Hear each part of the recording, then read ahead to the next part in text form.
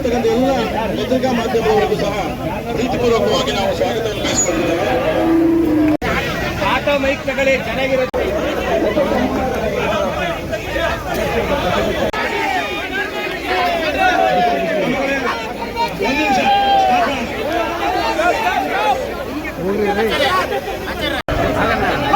ಫೋಟೋನೇ ತೆಗಿ, ನಾವು ಕೂತಿದ್ವಿ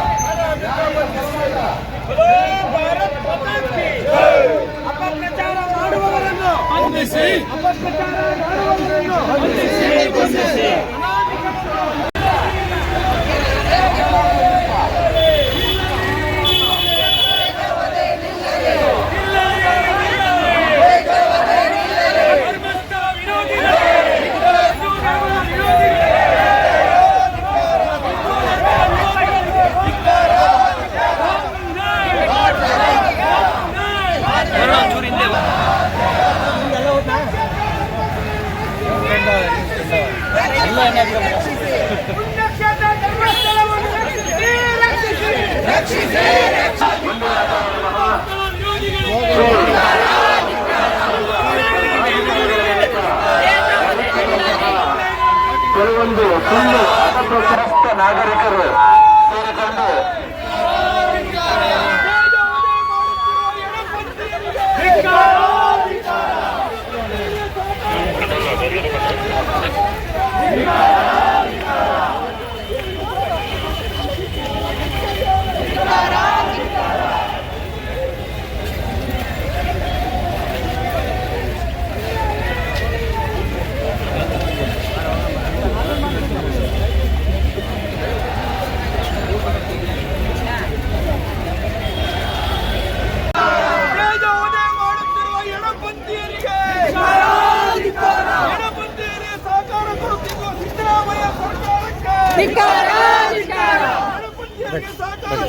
ಸಿದ್ದರಾಮಯ್ಯನವರಿಗೆ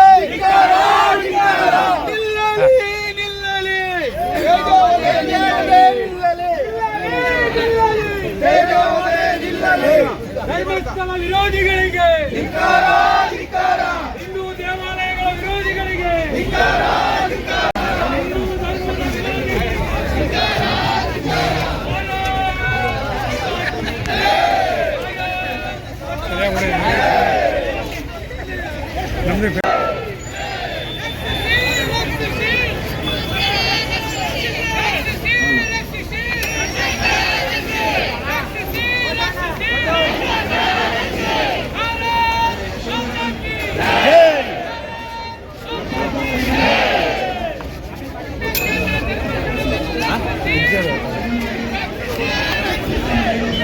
ಪ್ರಕಾಶ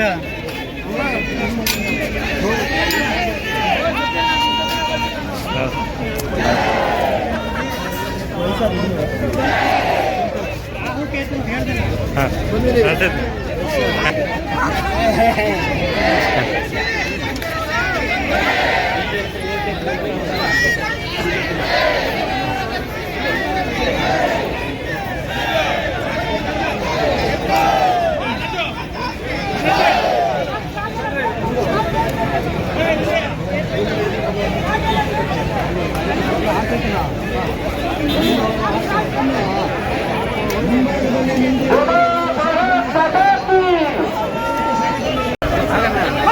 ಫೋಟೋನೇ ತೆಗಿ ನಾವು ಕೂತಿದ್ವಿ ಅಲ್ಲಿ.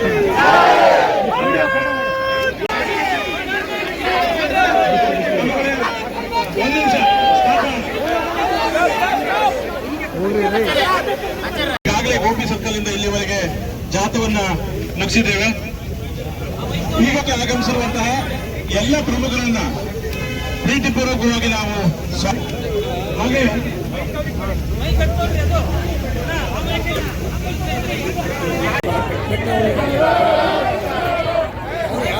भारत माता की हिंदू धर्म की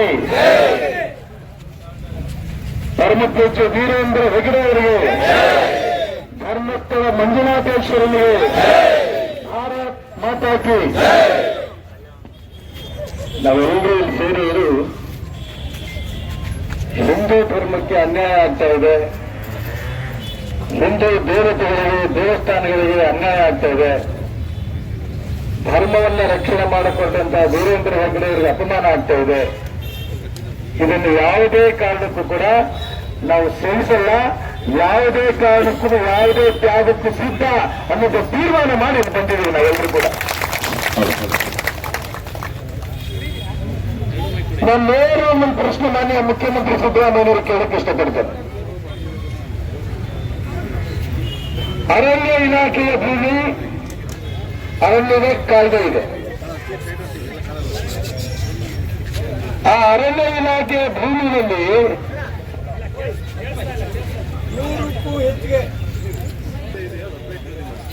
1000ಕ್ಕೂ ಹೆಚ್ಚು ಹಣವನ್ನು ನಾನು ಹೂತಾಕಿದ್ದೇನೆ ಅಂತ ನೇರ ಹೇಳ್ತಾರಂತ ಆ ಅಗಾಧಿಕಾದಂತ ವ್ಯಕ್ತಿನ ಕಾನೂನನ್ನ ಮೀರಿ ಅರಣ್ಯ ಭೂಮಿಯಲ್ಲಿ ಹಣ ಹೂತಿದ್ದೀನಿ ಅಂತ ಹೇಳುವಂತ ವ್ಯಕ್ತಿನ ಇನ್ನೂ ಯಾತಕ್ಕೆ ನೀವು ಅರೆಸ್ಟ್ ಮಾಡಿಲ್ಲ?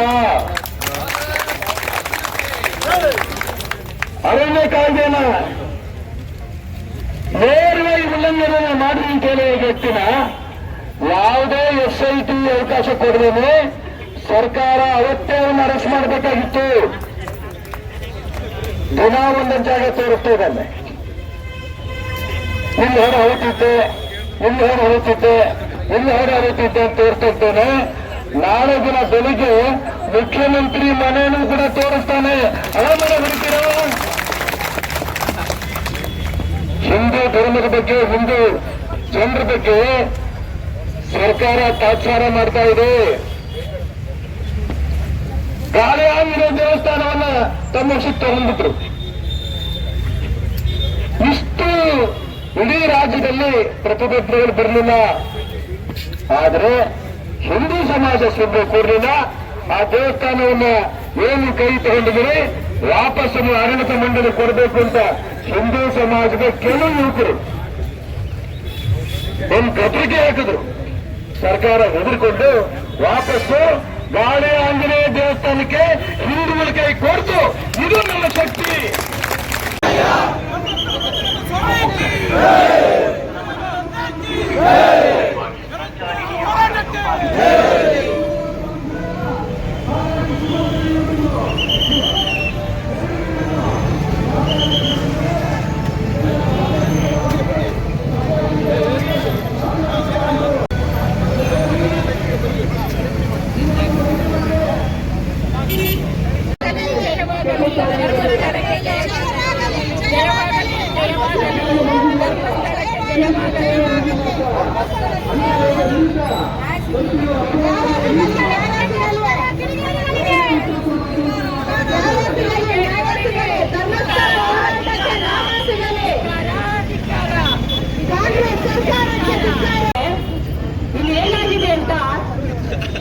ಏನಾಗಿದೆ ಅಂತ ಇವರು ಸಹ ಭೂಮಿ ಹಗಿತಾನೆ ಇದ್ದಾರೆ. ಏನು ಸಿಕ್ಕಿಲ್ಲ ಅಂತಿದ್ದಾರೆ. ನಷ್ಟ ಯಾರಿಗಾಗ್ತಾ ಇದೆ? ಕಾಮಗಾರಿ ಕೆಲಸಗಳಾಗ್ತಾ ಇಲ್ಲ. ಅದ್ರ ಬಗ್ಗೆ ಈ ತರ ವೇಸ್ಟ್ ಆಗೋದಕ್ಕಿಂತ ಕಾಮಗಾರಿ ಕೆಲಸಗಳು ಮಾಡಿದ್ರೆ ಜನನು ಹೋಗ್ತಾರೆ, ನಾಡಿನ ಜನಕ್ಕೆ ಒಂದು ಒಳ್ಳೆ ಕೆಲಸನೂ ಆಗುತ್ತೆ. ಶ್ರೀ ಕ್ಷೇತ್ರದ ಪೂಜ್ಯರು ಹಲವಾರು ಕೆಲಸಗಳು ಮಾಡ್ತಾ ಬಂದಿದ್ದಾರೆ. ಎಷ್ಟು ವರ್ಷದಿಂದ ಅಂದ್ರೆ ಹಲವಾರು ವರ್ಷದಿಂದ ಎಷ್ಟೋ ಜನಕ್ಕೆ ಉದ್ಯೋಗ ಇದೆ, ಎಷ್ಟೋ ಜನಕ್ಕೆ ಊಟ ಇಲ್ಲದ್ರೆ ಊಟ ಇದೆ. ಕ್ಷೇತ್ರದಲ್ಲಿ ಅನ್ನದಾಸೋಹ ಕಾರ್ಯಕ್ರಮ ಲಕ್ಷಾಂತರ ಜನಕ್ಕೆ ನಡೀತಾ ಇದೆ. ಇಂಥ ಲಕ್ಷಾಂತರ ಜನಕ್ಕೆ ಅನ್ನದಾಸೋಹ ಕಾರ್ಯಕ್ರಮ ನಡೆದ್ರು ನಮ್ಮ ಜನಕ್ಕೆ ಬುದ್ಧಿ ಬರ್ಲಿಲ್ಲ ಅಂದ್ರೆ ಯಾಕೆಂದ್ರೆ ಯಾರೋ ಒಬ್ಬ ಕುರುಡ ಬಂದು ಏನಂದ, ಇದೇನೋ ಇದೆ ತೆಗಿರಿ ತೆಗಿರಿ ತೆಗಿರಿ ತೆಗಿತಾನೆ ಇದ್ದಾರೆ. ಇವ್ರು ಮೂರ್ಖರಲ್ರಿ, ತೆಗಿತಾನೆ ಇದ್ದಾರೆ. ನಾವು ನಂಬೋದಾಗಿತ್ತು, ಒಂದು ಮೊದಲನೇ ದಿವಸಕ್ಕೆ ಏನಾದ್ರು ಸಿಕ್ಬಿಟ್ಟಿದ್ರೆ ನಮ್ತಾ ಇತ್ತು. ಆದ್ರೆ ಮೊದಲನೇ ದಿವಸಕ್ಕೆ ಏನು ಸಿಕ್ಲಿಲ್ಲ ಬಂಧುಗಳೇ. ಇನ್ನು ನಂಬ್ರಿ ಅಂದ್ರೆ ಯಾರೇ ನಂಬಿಸ್ತಾ ಇದ್ದಾರೆ ಇವರು? ರಾಮಚಂದ್ರನ್ ಅಂತ ಅವರಿಗೆ ಅನ್ಯಾಯ ಆಗ್ತಾ ಇದೆಯಲ್ಲ, ಇದು ಪುತ್ರ ಯಾರು ಕೊಡ್ತಾ ಇದ್ದಾರೆ?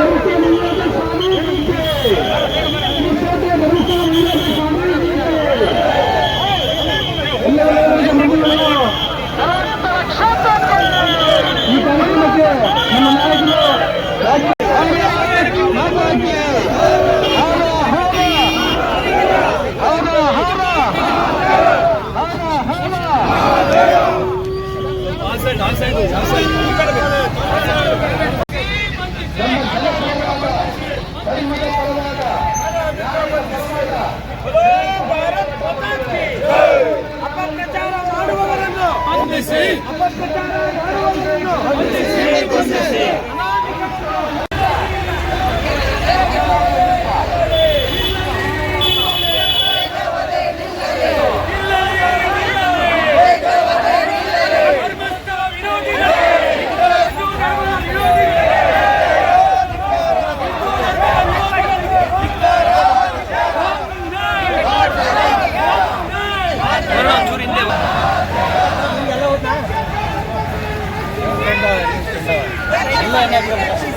ಪುಣ್ಯಕ್ಷೇತ್ರ ಧರ್ಮಸ್ಥಳವನ್ನು ರಕ್ಷಿಸಿ.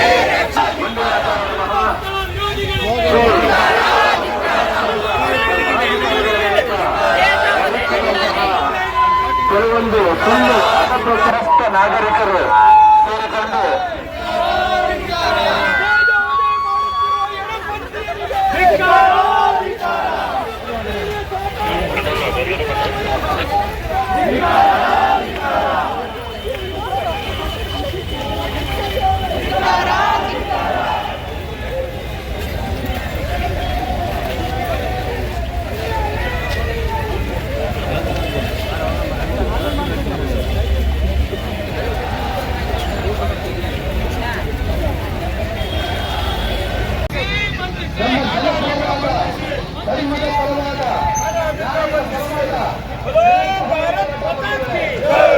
ಅಪಪ್ರಚಾರ ಮಾಡುವವರನ್ನು ಬಂಧಿಸಿ.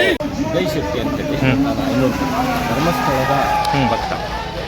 ನಾನು ಸುಮಾರು 5ನೇ ಕ್ಲಾಸ್ ಇದ್ದಾಗಿಂದ ಧರ್ಮಸ್ಥಳ ಹೋಗ್ತೇನೆ.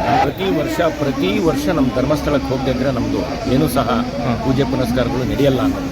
ಆ ಕ್ಷೇತ್ರದ ಹೆಸರನ್ನು ಸಹ ನಾವು ಹೇಳದೇ ಇರೋವಂಥವ್ರು. ನಾವು ಯಾವತ್ತು ಘಟ್ಟದ ಕೆಳಗಿನ ದೇವರ ಹತ್ರ ಹೋಗ್ತೀವಿ ಅಂತ ಬಿಟ್ಟು ಹೇಳಿದಂತಹ ಕ್ಷೇತ್ರದ ಹೆಸರನ್ನು ಹೇಳಲಿಕ್ಕೆ ಭಯ ಬೀಳುವಂತಹ ಜಾಗ. ಆ ದೇವರು ನಡೆದಾಡುವ ದೇವರು ಅಂತ ಹೇಳಿ ವೀರೇಂದ್ರ ನಾವು ಪೂಜೆ ಮಾಡ್ತಾ ಇರೋದು, ಅವ್ರ ಪಾದವನ್ನು ನೋಡ್ಕೊಂಡು ಕೆಲಸ ಮಾಡ್ತಾ ಇರೋದು. ಅಂಥವರ ಪರವಾಗಿ, ಅಂಥವರ ವಿರುದ್ಧವಾಗಿ ಎಷ್ಟು ಜನ ಅಪಪ್ರಚಾರವನ್ನು ಮಾಡ್ತಾರೆ. ಅದು ಒಬ್ಬ ಯೂಟ್ಯೂಬರ್ ಒಂದು ವಿಡಿಯೋ ಮಾಡಿ ಹಾಕಿದ ಕೂಡಲೇ ಅದನ್ನು ದೊಡ್ಡ ಇಶ್ಯೂ ಮಾಡ್ಕೊಂಡು ಇಡೀ ಸರ್ಕಾರ ಅವನಿಗೆ SIT ಮಾಡಿದ್ರು ಸಹ ಅದನ್ನು ಮುಚ್ಚಿ ಸರ್ಕಾರದ SIT ಮಾಡ್ತಾ ಇರೋ ತನಿಖೆಗಿಂತ ಹೆಚ್ಚಾಗಿ ಅಲ್ಲಿ ಸಿಕ್ಕಿಲ್ಲ, ಇಲ್ಲಿ ಸಿಕ್ಕಿಲ್ಲ, ಅದು ಸಿಕ್ತು, ಇದು ಸಿಕ್ತು, ಅದಾಯಿತು, ಇದಾಯಿತು ಅಂತೇಳಿ ಅಪಪ್ರಚಾರ ಮಾಡ್ತಾ ಇರೋ ವಿರುದ್ಧ ಇವತ್ತು ನಾವೆಲ್ಲರೂ ವಿರೋಧಿಸಬೇಕಾದಂಥ ಪರಿಸ್ಥಿತಿ ಬಂದಿದೆ. ಯಾಕೆಂದರೆ ಒಂದೊಂದು ಕ್ಷೇತ್ರದ ಮೇಲೂ ಒಂದೊಂದು ಅಪವಾದಗಳನ್ನ ಮಾಡ್ತಾ ಇದು ಧಾರ್ಮಿಕವಾಗಿ ಧರ್ಮವನ್ನು ತುಳಿಯುವಂಥ ಪ್ರಯತ್ನ ಆಗ್ತಾ ಇದೆ ಅಂತೇಳಿ ನನ್ನ ಭಾವನೆ. ಯಾಕೆಂದರೆ ಒಂದು ಸ್ವಲ್ಪ ದಿವಸ ಶಿರಡಿಯನ್ನು ಇದೇ ಥರ ಹೇಳಿ, ಅದಕ್ಕಿಂತ ಹಿಂದೆ ಅಯೋಧ್ಯೆಯನ್ನು ಹೇಳಿ, ಅಯೋಧ್ಯೆ 500 ವರ್ಷ ಬೇಕಾಯಿತು ಅದರಿಂದ ಹೊರಬರಬೇಕಾದ್ರೆ. ಅದೇ ಥರ ಶಿರಡಿಯನ್ನು ಅದು ಇದು ದೇವರಲ್ಲ ಅದು ಅಂತೇಳ್ಬಿಟ್ಟು ಹೇಳಿದರು. ಆ ಥರದಲ್ಲಿ ಪ್ರತಿಯೊಂದು ಧರ್ಮದ ಕ್ಷೇತ್ರದ ಮೇಲೆ ಬೀಳ್ತಾ ಇದ್ದಾರೆ. ಈಗ ಇಡೀ ಪ್ರಪಂಚದಲ್ಲಿ ತಿರುಗಿ ನೋಡುವಂಥ ವ್ಯವಸ್ಥೆ ಆಗಿದ್ದು ಧರ್ಮಸ್ಥಳ. ಕಾರಣ ಏನು ಅಂತ ಹೇಳ್ತೀನಿ. ಒಂದು ಸಣ್ಣದಾಗಿ ನಾನು ಹೇಳಲಿಕ್ಕೆ ಇಷ್ಟಪಡೋದು, ಬಾಂಗ್ಲಾದೇಶದ ನೋಬೆಲ್ ಪ್ರಶಸ್ತಿ ವಿಜೇತ ಧರ್ಮಸ್ಥಳಕ್ಕೆ ಬಂದು ನೀವು ಮಾಡ್ತಾ ಇರೋಂಥ ಗ್ರಾಮಾಭಿವೃದ್ಧಿ ಯೋಜನೆಯ ಬಗ್ಗೆ ನನಗೆ ಮಾಹಿತಿ ಬೇಕು, ನಾನು ಅದನ್ನು ನಮ್ಮ ಬಾಂಗ್ಲಾದೇಶದಲ್ಲಿ ಮಾಡಬೇಕು ಅಂತ ಹೇಳ್ತಾರೆ. ಯಾವ ಥರ ಇದೆ ಯೋಚನೆ ಮಾಡಿ. ಇಡೀ ಪ್ರಪಂಚ ನಮ್ಮ ದೇಶವನ್ನು, ನಮ್ಮ ರಾಜ್ಯದ ಒಂದು ಸಣ್ಣ ಕುಗ್ರಾಮವನ್ನು ಗುರುತಿಸುವಂಥ ಪ್ರಯತ್ನ ಆಗ್ತಾ ಇದೆ. ಅಲ್ಲಿ ಬಂದು ತರಬೇತಿಯನ್ನು ಪಡೆದು ಇದೇ ಥರದ ಗ್ರಾಮಾಭಿವೃದ್ಧಿ ಸಂಸ್ಥೆಯನ್ನು ಬಾಂಗ್ಲಾದೇಶದಲ್ಲಿ ನೋಬೆಲ್ ಪ್ರಶಸ್ತಿ ವಿಜೇತ ಪಡೆದಂಥವ್ರು ಮಾಡ್ತಾರೆ. ಇವರು ಯಾವುದೇ ಪ್ರಶಸ್ತಿಯನ್ನು ಪಡೆದವರಲ್ಲ. ಸರ್ಕಾರ ಅವರಿಗೆ ಯಾವುದೇ ಕೊಟ್ಟರು ಸಹ ಅವರಿಗೆ ಅಗತ್ಯ ಇಲ್ಲ. ಅವರಿಗೆ MP ಮಾಡಿ, ನೀವು ಪ್ರೈಮ್ ಮಿನಿಸ್ಟರ್ ಮಾಡಿ, ರಾಷ್ಟ್ರಪತಿ ಮಾಡಿ, ಅದು ಯಾವುದೂ ಸಹ ಅವರಿಗೆ ಅಗತ್ಯ ಇಲ್ಲ. ಅವ್ರು ಯಾವುದನ್ನು ಸಹ ಅಪೇಕ್ಷೆ ಪಟ್ಟವರಲ್ಲ. ಅವ್ರು ನೋಡೋದು ಒಂದು ತುತ್ತು ಅನ್ನ, ನಾನು ಈ ಸೇವೆಯನ್ನು ಮಾಡಬೇಕು. ಅವರು ನನಗೆ ನೆನಪಾಗೋದು ಶಿವರಾಮ್ ಕಾರಂತರ ಬಗ್ಗೆ ನೆನಪಾಗ್ತದೆ. ಅವರು ಬರಿತಾ ಇದ್ರು, ಆಡು ಮುಟ್ಟದ ಸೊಪ್ಪಿಲ್ಲ, ಶಿವರಾಮ್ ಕಾರಂತರು ಬರೆಯದ ವಿಷಯವಿಲ್ಲ ಅಂತ ಹೇಳ್ತಾ ಇದ್ದಾರೆ. ಅದೇ ಥರ ಧರ್ಮಸ್ಥಳದ ಶ್ರೀ ವೀರೇಂದ್ರ ಹೆಗ್ಗಡೆಯವರು ಮುಟ್ಟದ ಸಬ್ಜೆಕ್ಟ್ ಇಲ್ಲ. ಮೊದಲು ನನಗೆ ಗೊತ್ತಿದ್ದಾಗೆ 90ರ ಸುಮಾರು ವ್ಯವಸ್ಥೆಯನ್ನು ಮಾಡ್ತಾಯಿದ್ರು. ಅದರ ನಂತರದಲ್ಲಿ ಗ್ರಾಮಾಭಿವೃದ್ಧಿ ಯೋಜನೆ ಬಂದಮೇಲೆ ಎಷ್ಟು ವಿಷಯವನ್ನು, ಸುಮಾರು 45 ವಿಷಯದ ಬಗ್ಗೆ ಅವರು ಹಣವನ್ನು ಹಾಕ್ತಾ ಇದ್ದಾರೆ. ಯಾರಿಂದ ಹಣ ಹಾಕ್ತಾರೆ? ಜನರ ದುಡ್ಡನ್ನು ಜನರಿಗೆ ಸುರಿತಾ ಇದ್ದಾರೆ. ಇದು ಯಾವುದೇ ಕ್ಷೇತ್ರ ಮಾಡದಿದ್ದಂಥ ಕೆಲಸ. ಸುಜ್ಞಾನ ನಿಧಿ ಕೊಡ್ತಾರೆ, ವಿದ್ಯಾರ್ಥಿ ವೇತನ ಕೊಡ್ತಾರೆ, ಜನರಿಗೆ, ಬಡ ಜನರಿಗೆ, ಕೈಕಾಲು ಇಲ್ಲದ ಮಕ್ಕಳಿಲ್ಲದ ಹೆಣ್ಣುಮಕ್ಕಳಿಗೆ ಆಗಲಿ ಗಂಡು ಮಕ್ಕಳಿಗೆ ಆಗಲಿ ಅವರಿಗೆ ಕುಟೀರವನ್ನು ನಿರ್ಮಾಣ ಮಾಡಿಕೊಡ್ತಾ ಇದ್ದಾರೆ. ಒಂದು ಸರ್ಕಾರ ಮಾಡುವಂಥ ಕೆಲಸವನ್ನು ಪೂರ್ಣವಾಗಿ ಮಾಡ್ತಾ ಇರೋರು ಒಬ್ಬ ವ್ಯಕ್ತಿ, ಅದು ಪರಮ ಪೂಜ್ಯ ವೀರೇಂದ್ರ ಹೆಗ್ಗಡೆಯವರು ಅಂತ ಹೇಳಲಿಕ್ಕೆ ನನಗೆ ಹೆಮ್ಮೆ ಇದೆ. ಅಂತಹ ವ್ಯಕ್ತಿಯ ವಿರುದ್ಧ ಈ ಅಪಪ್ರಚಾರ ಮಾಡ್ತಾ ಇರೋರ ಬಗ್ಗೆ ನನ್ನ ವಿರೋಧ ಇದೆ. SIT ನೀವು ಮಾಡಿ. ನನ್ನ ಬೇಡಿಕೆ ಏನು ಅಂದರೆ, ನ್ಯಾಯಯುತವಾದ ತನಿಖೆಯನ್ನು ಮಾಡಿ ಅಪಪ್ರಚಾರವನ್ನು ನಿಲ್ಲಿಸಿ, ತಪ್ಪು ಮಾಡಿದವರನ್ನು ಶಿಕ್ಷೆಗೆ ಗುರಿಪಡಿಸಿ ಅಂತೇಳಿ ನನ್ನ ಬೇಡಿಕೆ. ಈಗಾಗಲೇ ಗೋಪಿ ಸರ್ಕಲ್ನಿಂದ ಇಲ್ಲಿವರೆಗೆ ಜಾಥವನ್ನ ಮುಗಿಸಿದ್ದೇವೆ. ಈಗಕ್ಕೆ ಆಗಮಿಸಿರುವಂತಹ ಎಲ್ಲ ಪ್ರಮುಖರನ್ನ ಪ್ರೀತಿಪೂರ್ವಕವಾಗಿ ನಾವು ಹಾಗೆ